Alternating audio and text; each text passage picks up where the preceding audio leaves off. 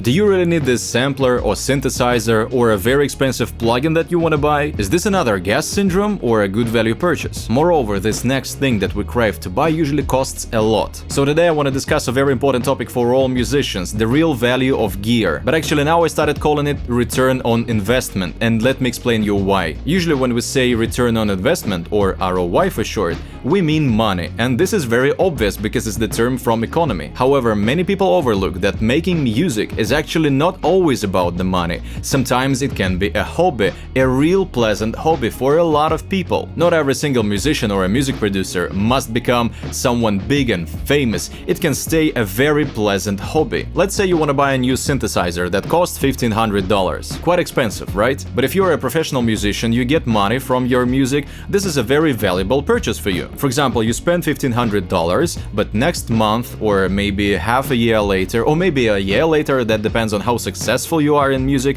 you get the money back from this one single synthesizer. So for you that was a valuable, successful purchase. However, what if you don't have professional gigs? What if you don't get a lot of money from streaming on Spotify and you don't have like million subscribers on YouTube?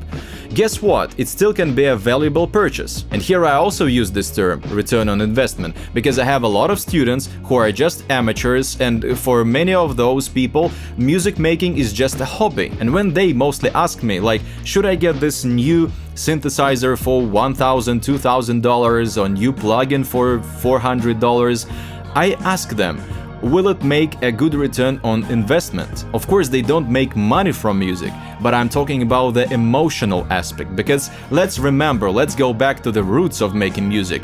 Music should give you very positive emotions. For example, if you buy the new synthesizer for $1,000 and you don't earn a single penny from it, you don't earn money from music, you are a doctor, let's say. But if this device gives you a lot of positive emotions, it costs every single dollar spent on it. So the return on investment in terms of emotional aspect was very successful for you, and for you it's also a very valuable purchase. For example, we all travel to Paris, to London, to all sunny hot places. Why? Because we want to become more successful and get money from our trips? Hell no! We travel to these fantastic places for the sake of emotions, positive energy. We spend a lot of money on plane tickets, on hotels, and so on and so forth.